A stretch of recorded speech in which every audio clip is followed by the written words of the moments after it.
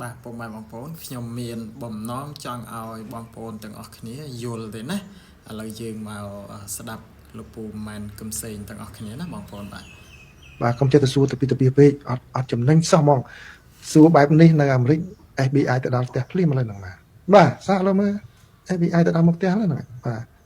នៅខ្មែរទេបែរអាចសួរចាំជួនកាលអ្នកសួរមិននៅខ្មែរកុំប្រេះប្រដាស់បានទេណាបាទមានពលរដ្ឋខ្មែរចេះតែសួររោគសម្លាញ់មេឃប៉ុន្តែនៅចុងក្រោយសាប់តែគួនស៊ើបការ drone ស៊ើបការថៃតែបានបាញ់ទម្លាក់ហើយខាងយោធាកម្ពុជាបែរជាស្ងាត់ជើងទៅវិញព្រោះ drone នេះមានអាវុធទំនើបណាស់ទើបទម្លាក់បានចង់ដឹងពីមតិបងយល់យ៉ាងណាដែរបាទអត់ទេខ្ញុំមិនដឹងជាចង់យល់សួរអំពីរឿងបច្ចេកវិទ្យាដែលកម្ពុជាមានឬក៏ចង់សួរអំពីអ្នកដែលជាថាសួរពីអាវុធដែលមានមិនប្រើឥឡូវខ្ញុំសូមចំណុចខាងក្រោយដែលបើសិនជាចង់ដឹងថាតើខ្ញុំយល់យ៉ាងណាពីខាងអាវុធរបស់កម្ពុជាខ្ញុំសូមមិនឆ្លើយបាទនោះគឺវាចូលក្នុងប្រភេទការសម្ងាត់យោធាបាទគឺយើងមិនចេះតែនិយាយព្រៃផ្ដាស់ច្រើនបានទេទោះបីជាការពិតខ្ញុំអត់ដឹងទេប៉ុន្តែបើទោះបីជាខ្ញុំដឹងក៏ឬក៏អ្នកណាដឹងក៏យើងមិនគួរនិយាយដែរណារឿងហ្នឹងគឺកុំនិយាយអត់បានអត់ចំណេញទេជឿខ្ញុំអត់ចំណេញទេបាទនោះទី2ណាចំណុចទី2ហើយចំណុចទី1វិញគឺខ្ញុំបាននិយាយកាលពីកម្មវិធីព្រឹកមិញដែរមួយសារដែរហើយរឿងស្មារតីការរបស់យោធាហ្នឹងគឺយើងកុំទៅលូកលាន់ពេកបាទកុំចេះទៅសួរទៅពីពេកអត់ចំណេញសោះហ្មងបាទគឺសូម្បីតែនៅសហរដ្ឋអាមេរិកនេះក៏គេអត់មានដែរសួរចឹងដែរបាទសំណាងហើយខ្ញុំមិនចង់និយាយទៅដល់ម្នាក់ខ្លះខាងអន់ចិត្តអីបាទសួរបែបនេះនៅអាមេរិក FBI ទៅដល់ផ្ទះភ្លាមឥឡូវហ្នឹងបាទសាកឡូវមើល FBI ទៅដល់មកផ្ទះហ្នឹងបាទនៅខ្មែរទេបែរអាចសួរចាំជួនកាលអ្នកសួរមិននៅខ្មែរកុំប្រេះប្រដាស់បានទេណាបាទចេះតែសួរអញ្ចឹងបាទរឿងគឺការខ្លះគេអត់អាចប្រាប់ជាងបានអស់ទេបាទខ្ញុំនិយាយរឿងមួយនៅអាមេរិកគេមានពួកស៊ីលពួកដូចពួកអតិឃាតពួកកងទ័ពពិសេសណាបាទពួកស៊ីលហ្នឹង mission ទៅណាអត់ប្រាប់ប្រពន្ធផងបាទប្រពន្ធអោបនឹងដាំទ្រូងមានកុំមានជាមួយគ្នាគេអត់ប្រាប់ពី mission របស់គេហ្មងបាទអ្នកខ្លះហ្នឹងមានអ្នកខ្លះហ្នឹងអត់ទាំងដឹងទៅធ្វើការងារអីផងបាទគេអត់និយាយទេរឿងខ្លះគេអត់និយាយហ្មងបាទអញ្ចឹងបើថាពីខ្លះមានកិច្ចការច្រើនណាស់ដែលយើងកុំដឹងល្អជាងយើងកុំចង់ដឹងអ្វីដែលគេមិនឲ្យដឹងបាទដឹងរឿងដែលយើងខ្លះតែតទៅនឹងជីវភាពយើងបាទរឿងសិទ្ធអីណាអីសង្គមអីចឹងទៅសេដ្ឋកិច្ចអីយើងមិនបានល្អយើងតវ៉ាអីហ្នឹងរឿងចឹងជាតវ៉ាទៅបាទរឿងយើងបារម្ភពីប្រាក់ចំណូលមិនបានខ្ពស់ការងារមិនបានខ្ពស់ការងារគេរំលោភយើងទីមទាតវ៉ានឹងរឿងចឹងយើងនិយាយទៅតែរឿងកិច្ចការសម្ងាត់យោធាខ្លះកុំដឹងមកក៏អត់ប្រយោជន៍ទៅដែរទេអ្នកខ្លះហ្នឹងឲ្យតែកាយជំរឿនមិនចេះកាយផងដឹងបល់យកអីដឹងខ្មោចយកអីបាទខ្ញុំលើកឧទាហរណ៍មួយតែខ្ញុំមិនចឹងនិយាយបាទអូខេបាទអញ្ចឹងរឿងខ្លះវាអត់ចំណេញទេលោកប្រឡូកអើយបាទលោកប្រឡូកហ្នឹងហើយខ្ញុំចង់ជម្រាបបញ្ជាក់ជូនពុកម៉ែបងប្អូនដូចគ្នាទៅវិញណាព្រោះថាខ្ញុំបានជួបច្រើនមកហើយពេលយើងអង្គុយញ៉ាំអីជុំគ្នា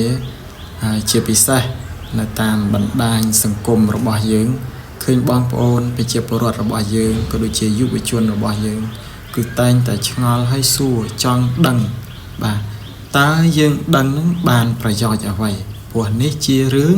បាទសម្ងាត់របស់កងទ័ពហើយអ្នកខ្លះរហូតជជែកគ្នារហូតទៅដល់មានការថ្នាក់ចិត្តគ្នាជាពិសេសទៅទៀតហ្នឹងគឺទៅដាក់បន្ទុកលើបងប្អូនវីរៈកងទ័ពរបស់យើងថាអសមត្ថភាពក៏ដូចជាថ្នាក់ដឹកនាំអសមត្ថភាពអីតទល់តតាំងជាមួយចៅសៀមហ្នឹងណាបងប្អូនខ្ញុំមានអារម្មណ៍មួយថាมันជាល្អទេសម្រាប់អារម្មណ៍ខ្ញុំបងប្អូនព្រោះចង់ប្រើមិនប្រើគឺជាតិចនិចក៏ដូចជាយុទ្ធវិធីរបស់បាទកងទ័ពក៏ដូចជាយុទ្ធសាស្ត្ររបស់ថ្នាក់ដឹកនាំបាទគាត់ចង់ប្រើយ៉ាងម៉េចគឺអានឹងជារឿងរបស់គាត់ទៅយើងធ្វើយ៉ាងណាគឺបង្ហាញការសាមគ្គីកម្លាំងចិត្តបាទនិងស្មារតីរួបរวมជាមួយបងប្អូនវីរៈកងទ័ពយើងលើកទឹកចិត្តពួកគាត់ជួយពួកគាត់ទៅតាមអ្វីដែលអាចយើងដូចថាធ្វើទៅបានណាមិនមែនថាបាទយើងជាអ្នករ៉ូស៊ីបាទយើងជាសិស្សបាទយើងជានិស្សិតអីឬក៏អ្វីផ្សេងយើងទៅវិភាគរឿងកងទ័ពដែលជាបាទចំណុចមួយសម្ងាត់ ដែលយើងត្រូវរក្សាឲ្យបានណាបងប្អូនឃើញក្រសួងការពារជាតិរបស់យើងគឺតែងតែប្រកាសហាម5មិនឲ្យបងប្អូនថតឬក៏បាទបង្ហាញទីតាំងណាមួយនៅលើបណ្ដាញសង្គមនោះទេណាបងប្អូនសូមធ្វើការពិចារណាវិញហើយខ្ញុំ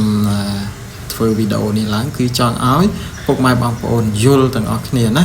បើនៅស្រុកគេបាទគេចាប់ណាបងប្អូនបើនៅស្រុកយើងនេះយើងសេរីមែនទែនអត់បានចាប់បងប្អូនណានិយាយស្ដីឬក៏ចង់ដឹងចង់ឮពីមូលដ្ឋានតបអីហ្មងទេបាទបងប្អូនប្រជាពលរដ្ឋយើងសេរីហើយនិយាយសួរដេញដោលអ្នកខ្លះបាទដល់ប្រមាថបាទឌឺដងពីបជ្រាយមាក់ងាយបងប្អូនឥឡូវយើងសាកគិតទៅមើល